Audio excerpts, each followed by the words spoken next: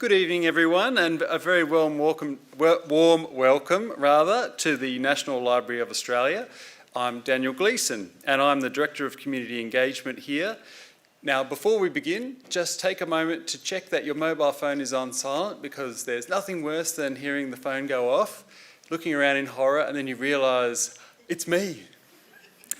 I would like to acknowledge the Ngunnawal people as the traditional owners of the land on which we work and live. I pay my respects to their elders, both past and present and emerging.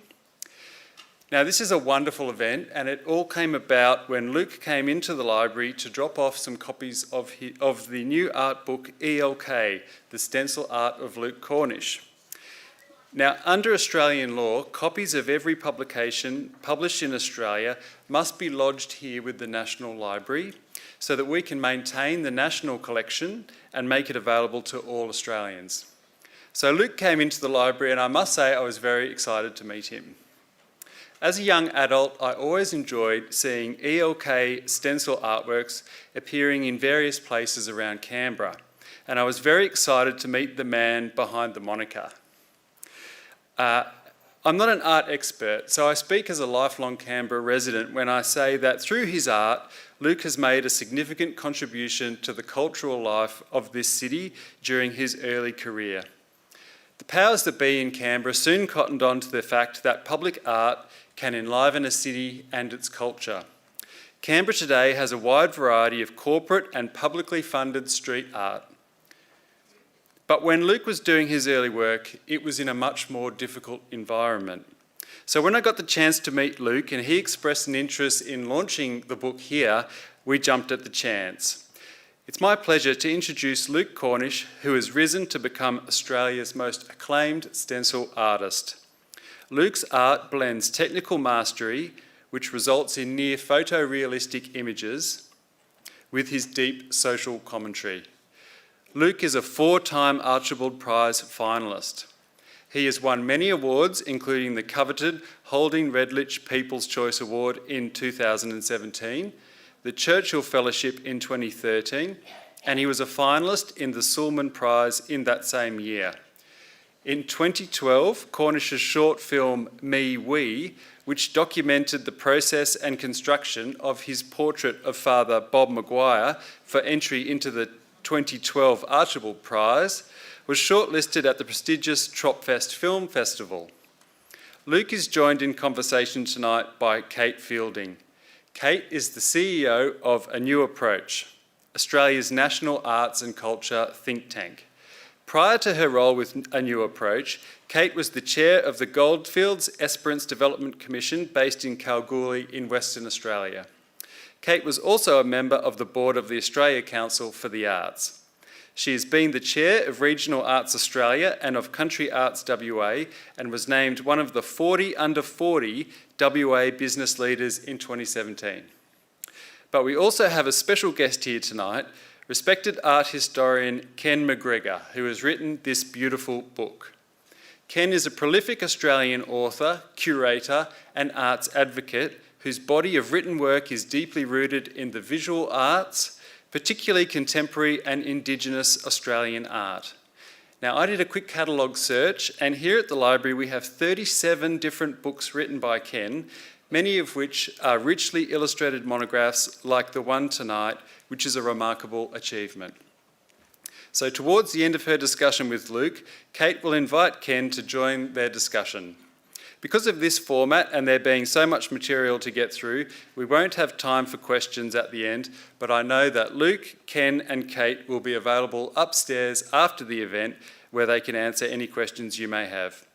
Please welcome Luke Cornish and Kate Fielding.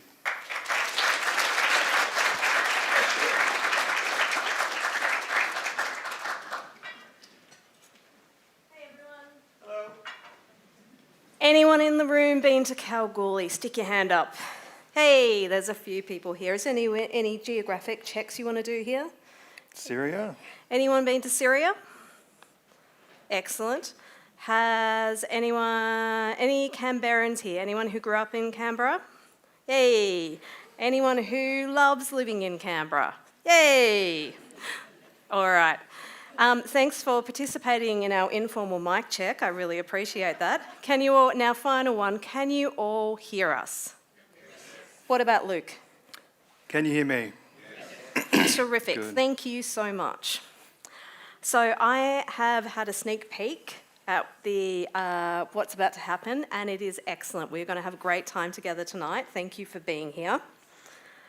Luke, there is something very poetic about launching a book about your work here at the National Library, in the place where you were a stacky. I was. What does it feel like to be back here in the library and back here in Canberra? Tell us a bit about your time in Canberra and your time here at the library. It's nice to be invited back. If you don't know what a stacky is, people come in and borrow books and a piece of paper gets down the tube, and someone in the dungeon will go and find the book in acres and acres of bookshelves, and that's what I did for about 2 weeks, I think.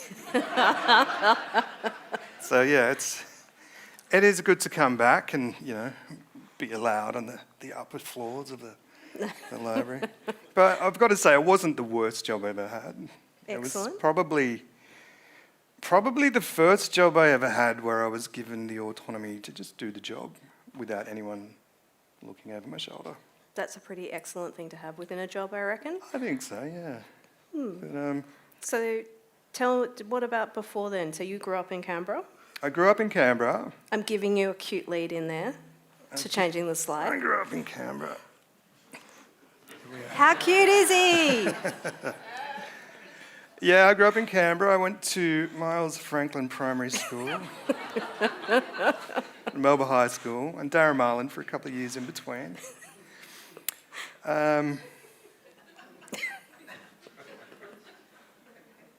Yeah, what more can you say? I mean, you don't need to say anything more. That's just a slide for... Picture just says 1,000 words.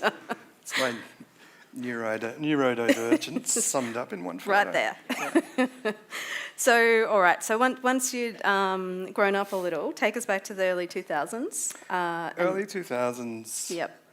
Had I started making art at that point? I very much was looking for a creative outlet around that time because I was working menial jobs. Not here, other places, menial jobs. What were those jobs? They usually revolved around cement. Whether that was It is Canberra. bricklaying, brickies labouring, rendering. It was always getting up at 5 in the morning, and these frosty mornings. It's the first time I've seen frost today in about 15 years. And mixing cement all day.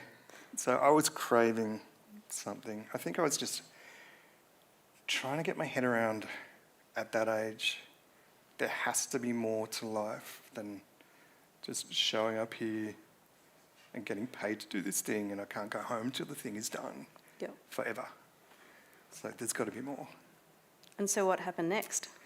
I became an artist. It was that easy. Oh, great. It was that easy. No, what happened next was I started making art in my spare time. So this piece here is the first painting I ever made. It's a stencil of comedian Bill Hicks, and it has a bit of a line of his there. Here's Tom with the weather.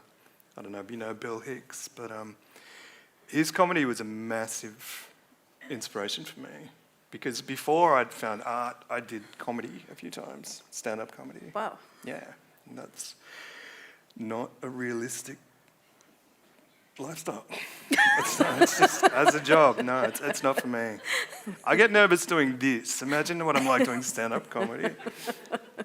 But I think, you know, I was never serious about being a comedian, but I was serious about trying new things. Yep. And, you know, facing my fears, getting outside of my comfort zone. Actually, I came second place in raw comedy. So I did okay. You did okay. Yeah. I reckon that's pretty impressive, in fact. Yeah. Yep. But, you know, I had a can of spray paint and some cardboard, and I thought I should do something with that. And that's when I made this. And I remember sort of lifting it up, spray painting it and seeing it and just So I'm onto something there. Like, I really enjoyed that process.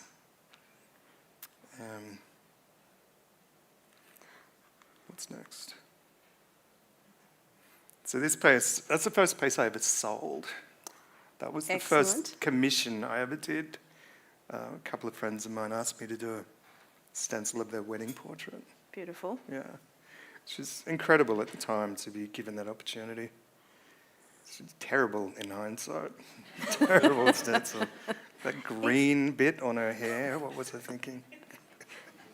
Everyone's a critic, including you, of your own work. It's true, you've got to come from somewhere though. So what happened next? What happened next? You know, it was a hard slog Yep. from sitting on your back step with a can of spray paint to saying, I want to be a full-time artist. What happened? I started working with a sign company early 2000s, Yep. which was kind of, you know, I needed to work. I don't have the luxury of, a lot of my contemporaries don't have that, the same financial pressures that I've got. So I needed Yep. to work full-time. And I needed to make art full-time. Yep. So there was many years of working 2 full-time jobs, but knowing, well, having the faith in myself that it was going to work out. So I worked very hard for a long time.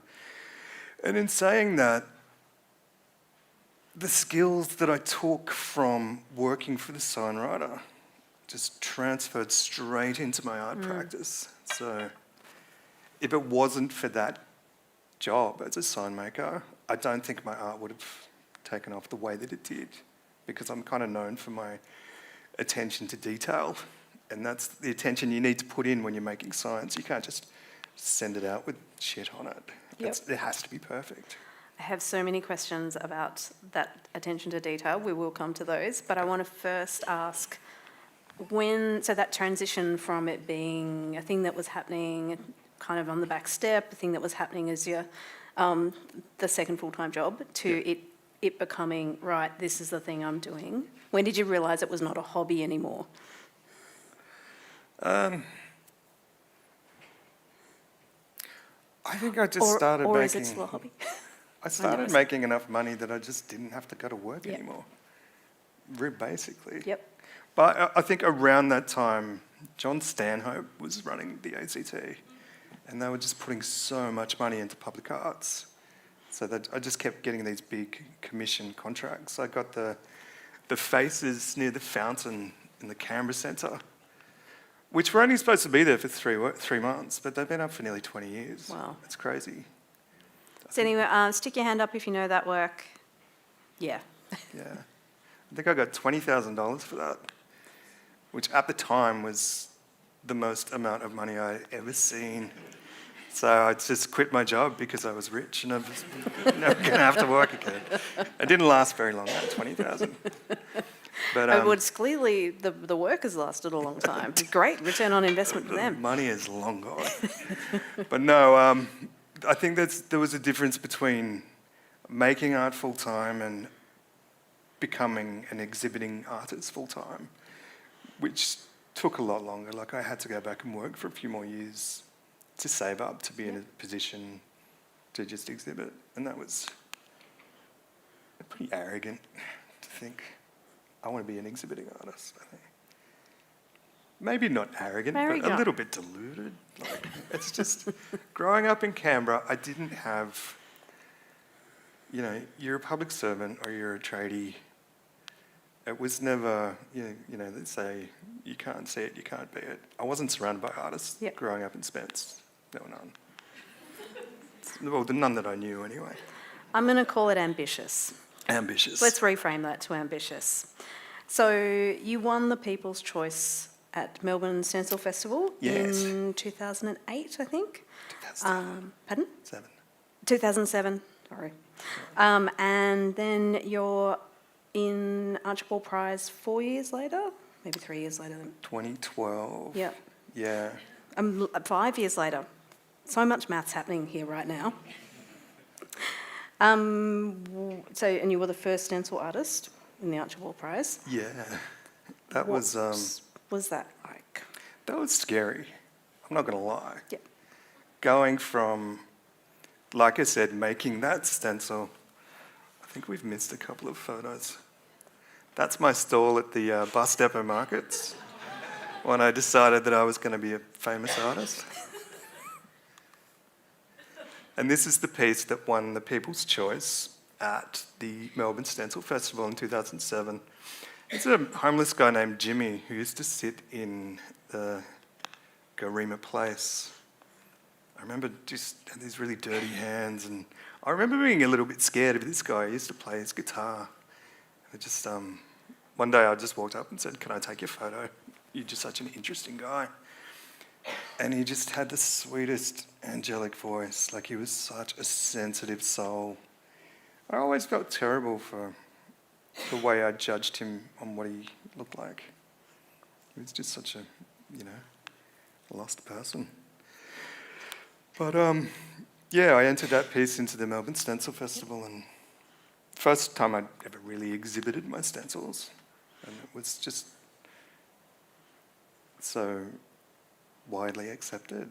I think it's this kind of pre-internet, internet's just coming out, and that's what opened the doors for a lot, especially urban artists, street artists. Went from sort of making a painting and sharing it with your friends to making a painting and sharing it with millions of people. So it's nice to have that feedback. Yeah. And really that's kind of the beginning of, from there then growing and, fast forward into being in major collections, being internationally, in that international space as well.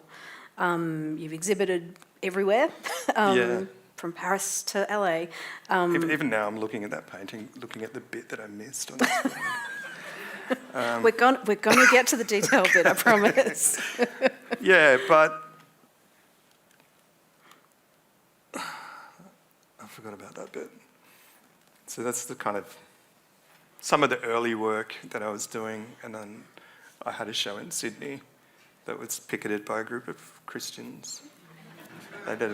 They wanted to protest the exhibition because of the content in it, and they applied with the police force, New South Wales police force, which was rejected.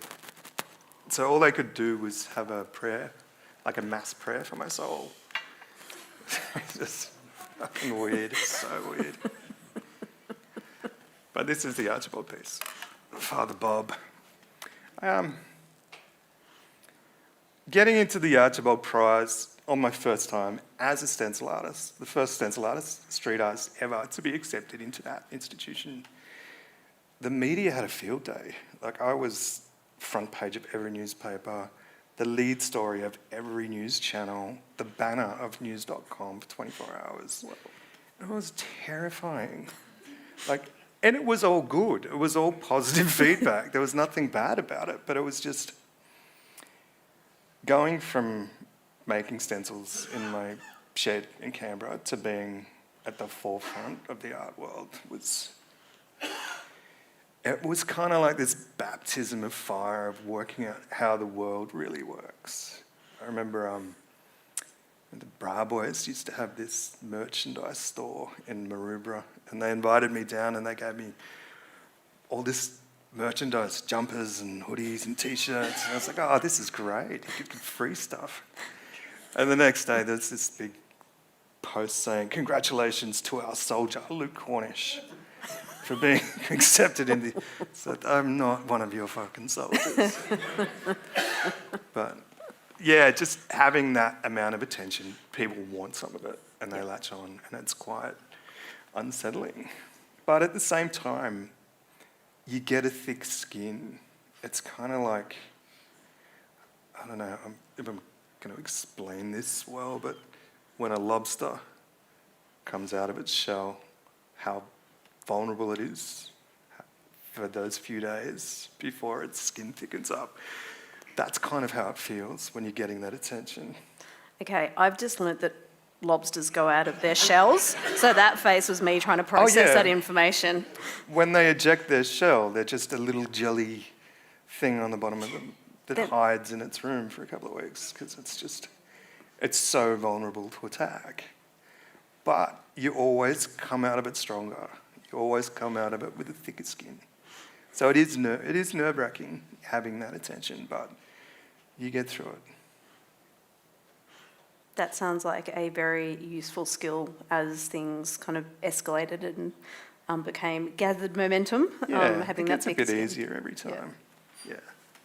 All right, so I keep promising that we're going to talk about technique, and I've got nerdy questions about it, so bear with me. Okay, so explain it to me. You hand cut every stencil with a scalpel, not with a lobster shell? Not All anymore. right, No. tell me. Originally, everything was hand cut. Like religiously hand cut. That's the way you do it. That's how you make stencils. But I don't have the luxury of spending 8 months on a painting these days. I need to start incorporating new technologies. So I'm using laser cutters, which means I always saw it as cheating, using laser cutters, but it's really just freed me up to push my career even further, or to push my technique even further and explore new things. So I'm using laser cutters now. I still do hand cut sometimes, but hand cut, it was more about escapism for me, really. I never got into art to make money or to be famous. I did it because it was just another drug that I could abuse. It was just, I love the feeling of just getting into that flow state and hours and days go by. Beautiful. Yeah. Yep. Such healthy living. But now that I'm making money out of something sucks all the fun out of it. So, any advice for young artists? Careful what you wish for. No, in all seriousness, yeah, I need to start incorporating new technologies to take it further. It's all tools. It's all tools. Well, that's the thing. When Michelangelo or Da Vinci started using the camera obscura, people was like, you can't do that. That's not how we make art. Like, there's no rules to making stencil art. And if there was, it wouldn't be me that wrote them. That is your takeaway quote for the night, folks. Thank you. And so as we saw while you were looking at the work earlier, going, oh, that bit of green. So colour is obviously a really key part and a really deep, layered part of your work. Tell us about that. I think more OCD. It's always been a vehicle I could channel my OCD into. Great. Yeah. Colour's not necessarily a huge part of it. A lot of my work has been grayscale. That's, using blacks and whites and greys. I think essentially because that's all I had at the time. Kind of necessity being the mother of invention. Even going back to the first stencil I made, I just had a can of paint and some cardboard and I made a painting. So I'm always using what's at hand to create the work. Even this week, I pulled a bunch of coffee sacks out of the hopper at the studio and I'm stretching it overboard because it looks really cool. It's like I could go and spend thousands on the finest linen to stretch over canvas, or I can just use what I've got here, which looks 100 times better. So, yeah, for me it's always been about using what I've got to get what I want. Excellent. And going to that experimentation piece, we've talked about using what you've got, but you also, I think in 2023, did a bunch of NFTs. I did, yeah. So tell us about that decision. The NFTs, that's when before NFTs died, everyone was doing NFTs. It's tragic. The Tamagotchi of about 3 years ago. I've got to be honest, I jumped on that train because I wanted to make money out of it. I wanted to, just watching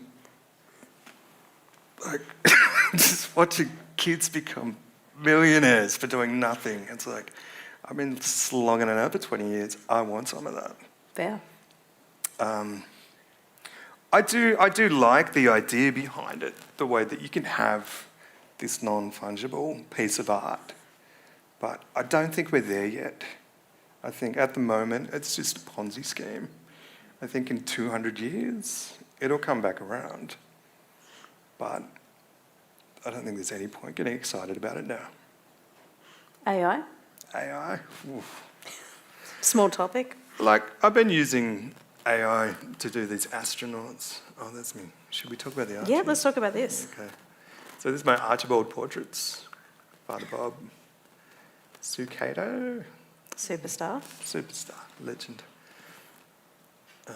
Yvonne Weldon, who I painted in 2019 or 20. 22. Beautiful. Can't remember. And Yvonne again, who I painted with my friend Christophe de Merg. He does the background and I do the stencils over the top. We've been collaborating for about 12 months. So I didn't decide to paint Yvonne a second time. She decided I was going to paint her a second time. I couldn't say no. But no, Yvonne's become a great friend. She's City of Sydney's first Indigenous councillor in its 150-year history. Another superstar. Yeah. Sorry, I'm having some issues. Bob. That's me with Bob. That's hanging in the National Portrait Gallery, just across the road. Yep. Yeah. Yeah, that was a huge thing for me when they acquired that painting. That was the first painting that was accepted into the National Collection. So, yeah. That's very special, and also what a beautiful image. Yeah, Both of them. Very fond of that. Yeah. How did you come to be spending time with him? Well, funny story. I got in touch with Bob through a contact of a contact. Painted his portrait when I was in Melbourne. And I think maybe 12 months later, I moved to Sydney and moved into this studio this guy was running. And we got talking and I told him about my portrait of Bob and he's like, oh yeah, I heard about that. And then I showed him and he was like, oh, what's Bob like? And I think I said something like, it's Bob Hawke, he's an Australian hero. Turns out this guy's Bob Hawke's stepson, who I've become very close with over the years. Sneaky Louis. But yeah, my time in Sydney could have gone very differently if I didn't say that. But yeah, Bob's all right. It's Ben Quilty. That won the People's Choice at the Salon de Refusé in 2017. And this piece won the Gallipoli Art Prize last year. But we'll get onto that later. We'll get on to that. It's such a beautiful piece. Mm. We were talking about AI. We were talking about AI. So I've been doing a series Oh, actually, before we do, okay, folks.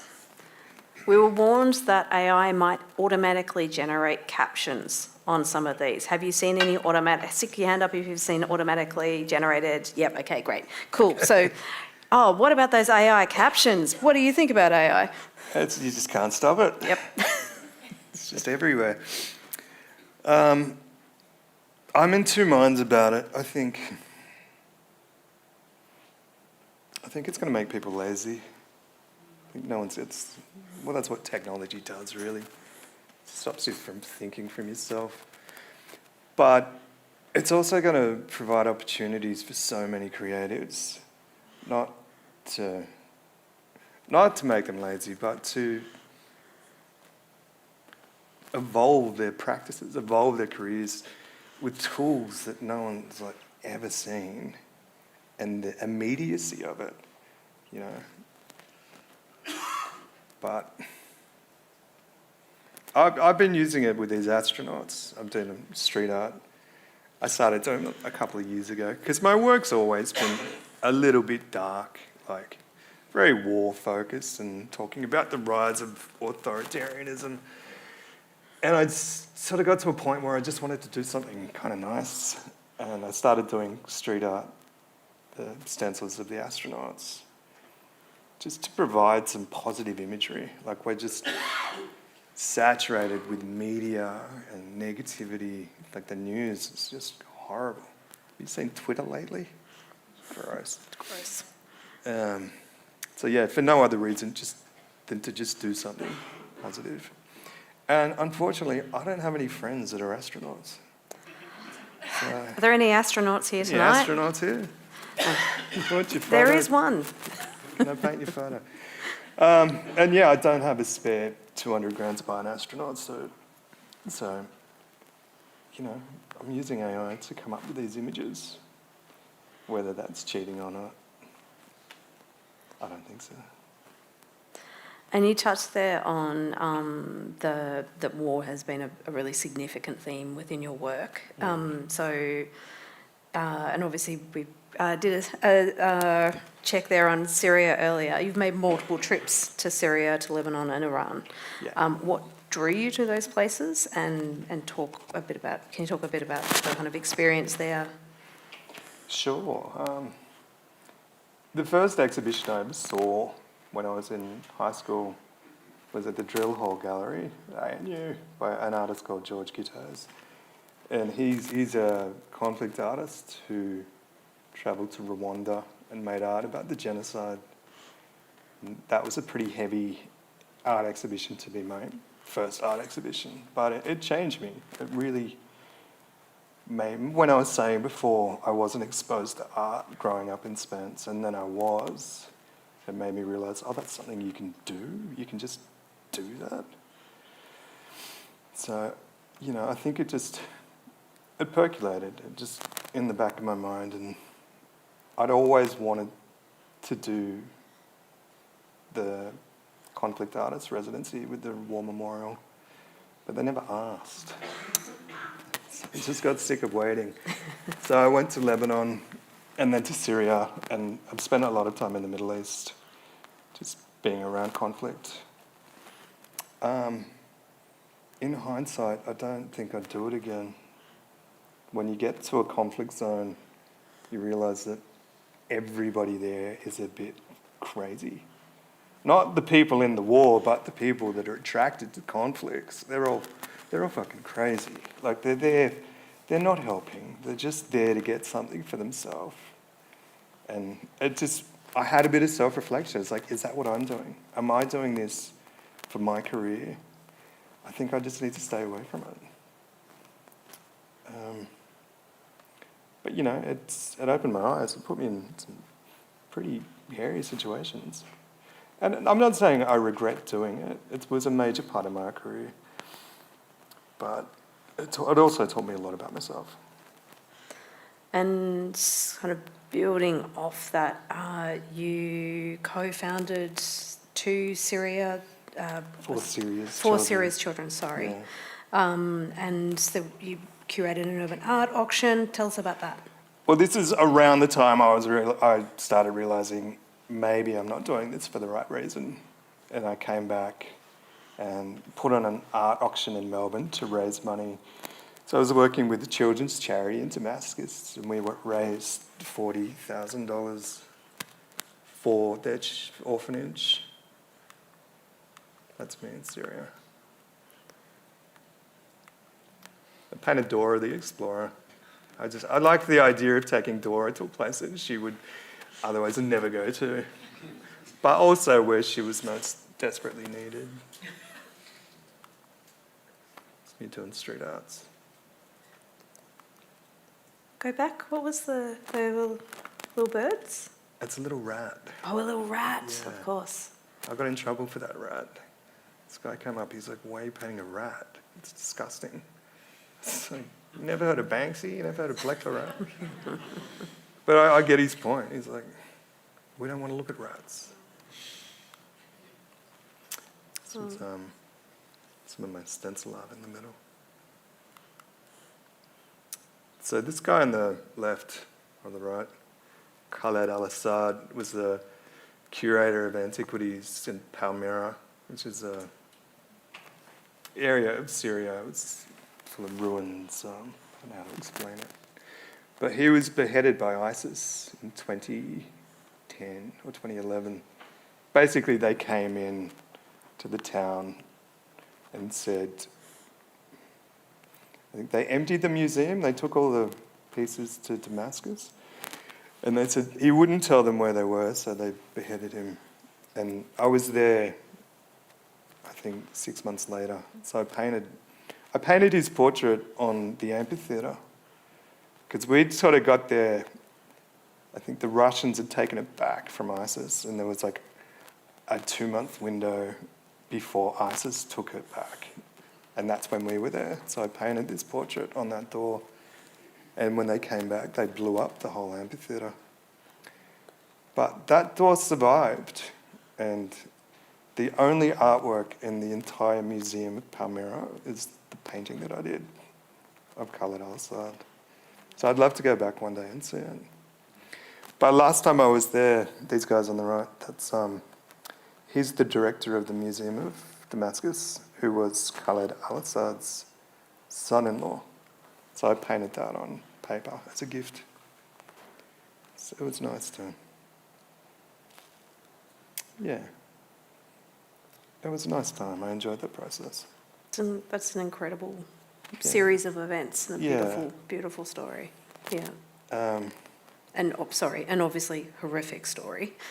Yeah. And set of circumstances. Well, I think that's another thing that drew me to the Middle East. The Arabs just get such a bad rap in the media. Like, we're just lied to about how these people are. And you go there and they're the most genuine, warm, hospitable people on the planet. It just makes you question, why are they trying to keep us apart? I don't get it. And that's kind of what drew me to the Middle East, just questioning everything.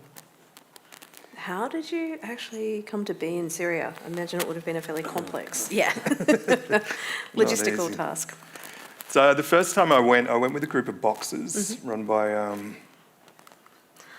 But hang on, I just nodded like that was a group of boxers. A group of boxers. Boxing. Well, it was... this guy from Sydney, Father Dave Smith, was taking a group of boxers on like a interfaith mission, Christians and Muslims, and they were boxing the Syrian Olympic team. And I wanted to go, because I'd been to Beirut a couple of times, and I wanted to go to Syria, but I could never get into a conflict zone. And I just put my hand up, I said, I can box. And I could not box. I was more scared of boxing than I was of going to a war zone. Getting in the ring with Olympic boxers, but I think I had an injury that I had to pull out, so I signed up. I think there was an SBS cameraman had to pull out, so I was like, I can use a camera. So I signed up. So multi-talented. Oh yeah, I'm probably better at boxing than I'm using a camera. Yeah, so anything to get in, and yeah, it was very sort of state-sanctioned trip. Like, we were babysat the whole time, and we weren't shown any destruction. It was very sugar-coated. But I made a few friends over there, and I went back the next time by myself, and that was a different story. That was like in the heart of the conflict zone, and that was life-changing. Do I have any photos of that? This is me at a function of the Syrian Arab Olympic Committee receiving a prize for something. You see the look on my face, you're thinking, how the fuck did I get here? What am I doing here? The prize for the man who lied about being able to box, I think is what's going on. Going from making stencils on his back step to dodging bombs in Syria. These are the guys I raised the money for. So I put on a artist, what's the word I'm looking for, exhibition, raised money and went back. I don't know if you've ever tried to get 28 grand into a war zone, but I have not. It's stressful. I had to go to Beirut and just go from ATM to ATM, pulling out $200 at a time, walking around with thousands in cash in my pocket. It's probably the single most stupid thing I've ever done. But they were very grateful, and that was my way of, overcoming that thought of maybe I'm being a selfish prick by taking away from this. I wanted to give something back before I said, that's enough. And I guess building on that conflict theme, you, as we mentioned earlier, you've just won the Gallipoli Art Prize. Congratulations. Thank you. Thank you.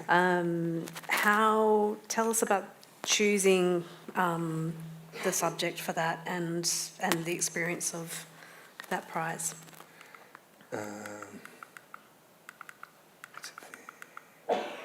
So that's the piece I won the Gallipoli Prize with. It's kind of loosely based on Michelangelo's La Pietà, which translates to the pity. And it's about the pity. I've got it, the pity of war, which kind of, my great-grandfather was an Anzac at Gallipoli, and just kind of seeing firsthand the intergenerational trauma that comes from that sacrifice. That's what this piece is about. It's about, for every soldier that's passed away in a war, there's a mother that's lost a son, a sister that's lost a brother, and just the unseen impact of war. That's why I made that.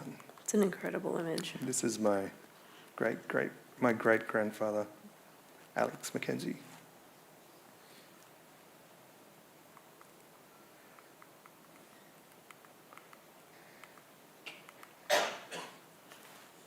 Are we still talking about that? But yeah, let's talk about that. Tell us about this. Oh, this is some of my other work. Just sort of, we were going to talk about detail. We were going to talk about detail. Yeah. Let's talk about detail. So this is, in these pieces, there's hundreds of stencils, as opposed to like a Banksy stencil, like a street art stencil. It's just one layer. This is hundreds of different little bits in it, hundreds of different colours as well. Yep. So that was, it was about pushing the technique, seeing how far I could take it. And I'm distracted by the excellent drinks in the bottom right-hand corner. So tell us about the bubble scene. tea. Yeah, the bubble tea. I never noticed that, actually. That's my detail focus Okay. coming into play there. So tell us about the image. The image was taken in Mongkok, Kowloon. I'd sort of travelled a lot around Asia, just taking photos everywhere. Yeah. Around the world, actually. I'll just take my camera and just walk. And it inspired a body of work around 2013, I think. Yeah. Yeah. I mean, it's extraordinarily detailed. You talked about the going into the flow space with this. Yeah. When you look at something like this. Well, this is a hand-cut stencil. Yeah. I can do a much better job by hand than I can with a computer. I don't have the time. Or maybe that's a poor excuse. I just don't want to. It's the same again. Like this one on the right is New York City. And just getting that effect with spray paint. The piece on the riot piece, I don't know if you can see the graffiti in the background. That was petitions of my local pub. They were throwing out the toilet. They gutted their bathrooms. And it was all just sitting out the back, and it was like 30 years of graffiti history they were just going to put in the bin. I was like, no, I need to make art with that. It was amazing. So getting back to what I was saying before, using what was on hand. That was around the time of the sort of COVID protests in Melbourne. Mm-hmm. I was very inspired by that at the time.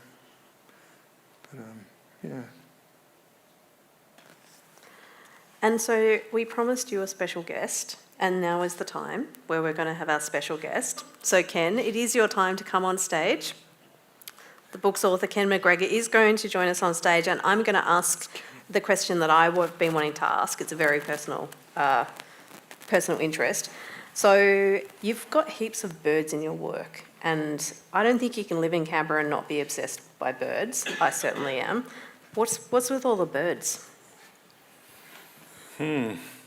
So these birds, So beautiful. I actually took currency from every country in the world and pulped it down to make the paper. And the idea behind the piece was like, each one of these paintings breaks the law in every country in the world. But people care more about the paper than they do the endangered bird that's been painted onto it. We care far more about money than we do about things that actually matter.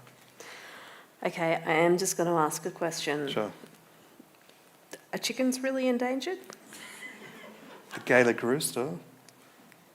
Sorry, it's not a chicken, it's a Gaelic rooster. It's a Gaelic rooster. Okay. Well, it's actually it's the national bird of each country. So I did 262 paintings, one for each country. Yep. Yeah, Excellent. and some of them are endangered. Thank you. I was like, I'm learning about lobsters getting out their shells. I'm learning about the pressures on chickens. Yeah, Yep. it's more about biology than stencils. Thank you so much for joining us on stage, Ken. I've got some questions for you. You've written books, as we've heard, on some of Australia's greatest painters, Namatjira, John Olsen, Adam Cullen, to name a few. What personally drew you to Luke as a subject worthy of an incredible book, as we can see here? And how did your perception of him shift during the writing process? Well, the easy way to answer that is he's worth it, but I will elaborate. The technique that he has developed from an early age, I believe, is no one else can do it in the world like he does it. And I've met a lot of stencil artists and gone to a lot of their studios all around the world, and his technique is simply extraordinary. And that's what drew me to Luke in the first place. That combined with the fact that he's got an enormous social conscience. So what he's aiming to do is it's not about bringing a war into your lounge room like two artists, which will remain anonymous, do all the time, with blood and guts and body parts and everything like that. They're so self-centred that it bores me. But what Luke does is he brings this conscience through his art into people's homes and keeps it relevant. And whether that's, the Uyghurs with the Chinese, or whether it's, it's people in Africa or the homeless in Australia. That to me was a crucial part of watching Luke develop over the years. So if you put that social conscience together with the extraordinary technique he's got, that's basically why I thought it was very, very important to document it. Beautiful. And what did, so you've kind of touched there on ideas of faith and conflict and identity as part of themes within his work. What, I guess, in your conversations in working on this, what insights did you gain there from him about how those experiences have really shaped the work and pushed the work? Well, it's interesting to hear Luke say that he felt a little bit self-conscious and perhaps when he was in Syria, not being there for the right reasons. But I don't necessarily agree with that. I think he went there for the right reasons. He just saw a lot of other people there that were just sucking as much as they could out of the place. But Luke being Luke, he got so much out of that. He learnt so much. He learnt about the people there. He made friends there, and he doesn't just make friends with the rich or the elite. It's ground zero stuff. He makes friends with the ice cream seller. Okay, so all those. That's a really things, good decision. I make friends with ice cream sellers everywhere. Yeah. Well, maybe he took a little bit out of that, but the street vendors, and they are the people on the ground. They are the ones that suffer. Okay, so to bring their images back to exhibitions here and then from there into our homes, I think is really important because it's relevant. It keeps us up to date. And also his portraits of the children which you saw on the street there, what he was doing is giving these people a little bit of hope, a little bit of joy, in terrible circumstances where they have nothing. I mean, you saw some of the photographs there, the bombed out landscape. I mean, it's not just a bombed-out landscape, it's people's homes. So these kids had homes. It's like what's happening in the Middle East now, the terrible tragedy that's happening there now. I mean, all those kids that Luke met and did a stencil of, I mean, you can see the joy on their faces. They're giving a peace sign, That, to me, is why I did this book on Luke, because I think that it is very, very relevant, and I think everybody should have the opportunity to actually see what the exceptional contribution that he's done, not just for society, but in his art as well. And of course, I guess stencil art is associated with street art and counterculture, etc. How has that perception changed in the academic and institutional art world? Well, if you go back through history, what we know about past civilizations, we know through their art. You go back to the Romans and the Greeks and you look at their ceramics, you look back through the historical documents and the paintings that were done before the age of the camera. It's how we learn what's happened. And that's exactly what Luke does now. As I said, in Syria and Lebanon, he's travelled all around the world. All the places he's done, he's documented what's there. And that's another reason why I've done quite a lot of books, because I love documenting things which are happening. But one question I get asked quite a lot is, why do I do a book on this person and why do I do a book on that person? I have to like the person. I have to like what he or she has to say. And I have to like it's not just liking the image, you've got to like the person, because it's, it's that old story. Everybody wants art hanging on the walls, but not necessarily an artist in their house, because some of them are mean, But Luke's exactly the opposite. What you see is what you get. The beauty of his documentation and the fact that he's putting money back into these places and giving people hope and giving the children something which they'll never forget. That's really important, and that's the measure of the man. You're not too. You'll take it? Yep, Yeah, I'll take excellent. that. Thank you. Is there anything else This you wasn't wanted rehearsed either, by the way. I don't know what questions they're going to ask. Was there anything else you wanted to show us? We're coming towards the end of our time. On here, Yeah. I think it's just the birds. Great. Yeah. Ideal. Yeah. So, as we're looking at this incredible headpiece on that bird, we are going to have some time together upstairs. Congratulations, this book, to both of you. It's obviously a really significant milestone. Thank you. If you haven't had a chance to look at it, it is extraordinarily beautiful. And I wanted to finish by asking, is there something that you'd want people to take away from tonight and from your journey that we've explored tonight? I'd like them to take away a book. I think seeing that exhibition by George Giddo's, the impact that had on me, if I can pass that on to someone else, that would be incredible. And I think, at this point in my career, that's all I could hope for. It's just to encourage the next generation. Show them what's possible. You don't have to work in the stacks your whole life. There's a world of ice cream ahead of you. Yeah. And other things. Well, let's leave it there. Thank you, everyone, for being here tonight. Thank you for everyone online. Thank the two of you. What an extraordinary conversation to have been part of. And we'll hand back to our hosts. Thank you.